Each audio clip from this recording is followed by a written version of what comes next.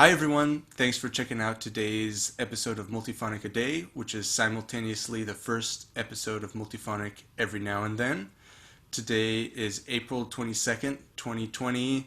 I have no idea what day of quarantine this is, but as I said, this is the first episode of Multiphonic Every Now and Then, and I'm really excited to have my dear friend, close collaborator, often co-conspirator, Andy Nogal on the show.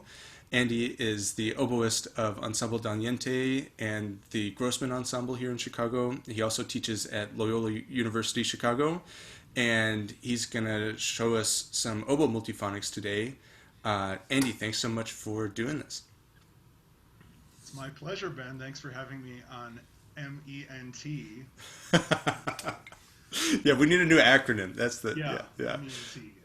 Right. So I play the oboe, and like the bassoon, I think the oboe is a misunderstood instrument.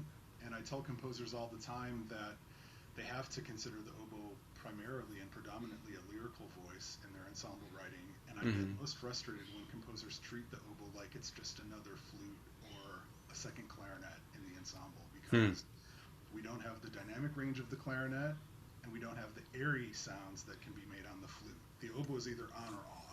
There's two settings. It's either making sound or it's not.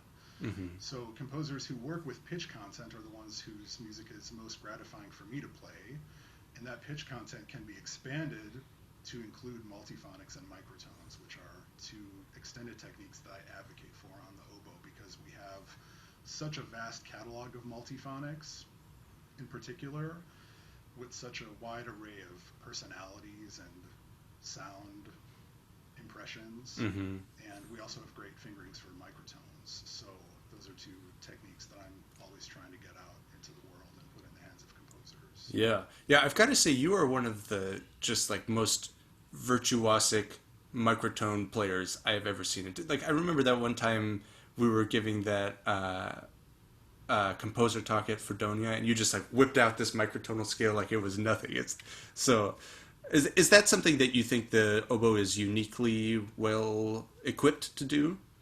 I do. I think we have better quarter tone fingerings than the flute, clarinet, or saxophone. So we should really take advantage of that, I think. Yeah. So often I'm sitting in rehearsal and the saxophonist says, "Oh, I'm sorry, I don't have a fingering for that microtone." And this is the only time I can gloat about my instrument. Saxophone, right? Yeah. He can play super loud and anti-attacks, and I'm over here like gloating about my perfect B quarter flat fingering. Right.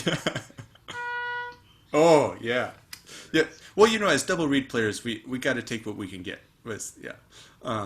So can you just talk a little bit about your approach to multiphonics on the oboe, how you think about them, some things that you think work particularly well? Yeah, my favorite multiphonics are the ones that spread from a single pitch, dependent on air speed. So I'll demonstrate one of those in a minute, but those are the multiphonics that I find the most harmonically interesting, the ones that spread from a single note, spread to a chord from a note. Of course, there are many that speak directly as a chord, and those are the ones that I think of as spaceship alarm multiphonics. Yeah. They're more useful as sonic effects, impact moments. Frankly, they can sound quite obnoxious, depending on how spread apart the notes of the chord are. So I really like playing the ones that spread out from one single pitch, which is not all of them. And I say that physically there are three considerations I make when I'm playing a multiphonic, three sort of layers of complexity in my physical setup that I have to consider. The first of which is air speed. I'm always blowing from core supported air in my lungs, so I'm never really letting up there, but I am controlling with my mouth how much air is going through the reed, and some multiphonics require a minimum amount of air pressure at the front. But some require a lot. Some really require me to pour air through the tiny opening of the reed. So air speed is the first consideration.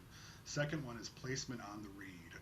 I have to move quite close to the thread for a lot of multiphonics, which is an unusual situation to be in as an oboist. We're always thinking about having as little reed as possible in the mouth. And the third consideration is how hard I'm biting the reed. So that means, am I cushioning the reed with my lips, or am I trying to flatten my lips to make more of the teeth present on the cane of the Mm. which is the most finicky part of those three considerations, most finicky of those three. Right. And, you know, these are things that I think about a lot with my multiphonics as well. I think exactly the same three parameters. And one of the things that's really tricky for me is figuring out how to balance the manipulation of all of these three together. Because there are some multiphonics where it's like I can stay on the same exact place on the reed and just drop my draw a little bit, or, you know, change my air pressure. But there are sometimes where I'm migrating basically from the tip all the way to the back of the reed, and at the same time using more air and biting down. Do you find that that's the case as well? Yeah, absolutely. I'd say the most troublesome combination of parameters is when I have to be really tight on the reed, but also blow really hard Hmm. because the opening of the reed is so small anyway. It doesn't want to take a lot of air. Right. And certainly, I find with I'll play you a multiphonic from a piece that I did with Grossman Ensemble back in many years ago, back in March. Yeah. A piece by Clay Mettens called Stain, Loom, Moon, Rain. And he writes a really delicate, beautiful multiphonic that spreads out from a B flat on the middle of the treble clef staff. And to make the multiphonic sound, all I'm doing is blowing harder. I'm trying not to change my mouth position on the reed or tension at all. Hmm.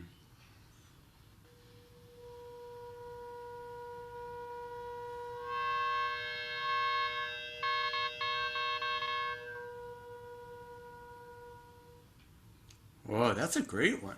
Yeah, it's a really nice one. Yeah. So is that? Go ahead. Go ahead. It's a really good fingering too because it doesn't use any awkward half holes. It's just 1, 3, 4. I number the keys for myself 1, 2, 3, 4, 5, 6. Hmm.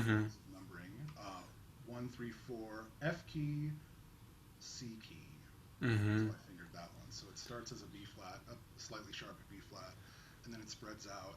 And I think the characteristic sound of that multiphonic is that it has a close interval at the bottom of it. So we hear a B flat and a C flat together, Hmm. and then more partials that are tucked away higher up in the clouds of that Yeah. multiphonic. Yeah. And do you find that once you trigger the multiphonic, are you able to move between different zones of it, or is it pretty stable? I mean, because you're already blowing pretty hard to make Yeah. it speak. Is it just pretty stable once it This emerges? this one's pretty stable, but let me demonstrate one for you where I get the starting pitch spreading to a chord and then another pitch once I've blown my hardest air through the reed. Yeah. And this is a piece by Pierce Gradone that he wrote for me. It's called On a Blue Burst of Lake. It's Ben an was amazing piece. there, Ben was there for the premiere. He turned pages. Yeah. That was terrifying. That was honestly terrifying. Yeah, I'm sure it was.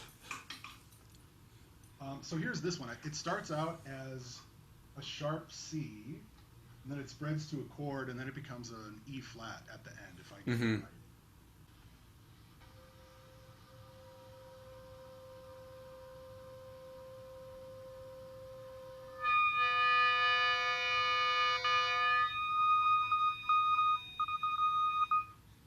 Yeah. Well, that one requires a combination of increased airflow from the C to the chord to the E flat, but also biting harder to make the high E flat speak at the end. So there were two variables that I was manipulating that time.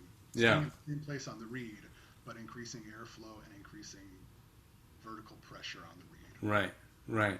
Yeah, I find that playing multiphonics has necessitated me being even more hyper aware of specifically these changes that I'm making, because of course when we're playing, you know, if you're playing a scale from the bottom of the oboe to the top, you're manipulating these variables, of course, the airspeed and the position of your embouchure on the reed and also the tension. But I feel like these kinds of techniques require more sudden sometimes and more precise changes in these parameters in order to get it to work. Do you find that that's the case? Absolutely. I'd say that playing multiphonics and microtones made me a better musician and improved my ear tremendously. Not the reverse, which so many old school teachers would have said, you know, if you Huh. play multiphonics, you're going to have an ugly sound on the oboe. And I've just made every effort not to let that be the case and to let Yeah. the multiphonics and microtones into my vocabulary without sacrificing what is right and true and beautiful about the oboe. Right, right. Yeah, I totally agree. I mean, I think that my practice of learning and playing and messing with multiphonics has definitely improved my air control, has definitely improved my embouchure control. And then it's, like, and this is a point that Jamie Lee Sampson made to me, was that, then when something goes wrong when you're practicing, it's like you can pinpoint what it is that it actually is, right? If a multiphonic speaks, it's not some kind of grand mystery. It's like you can think about, like, oh, well, this is because my embouchure is in the wrong place, or because I'm using too much air, or because I'm biting too much on this fingering. And so I think it's really helpful in that regard too, to put us in touch more directly with those very specific parameters that we're manipulating always, totally. But that we're not always conscious of. Right. Can I provide you an example of one of those? I would love that. Yeah. I used in one of my improvisations the other day. I played some low notes, but I bit them so that they rolled between octaves.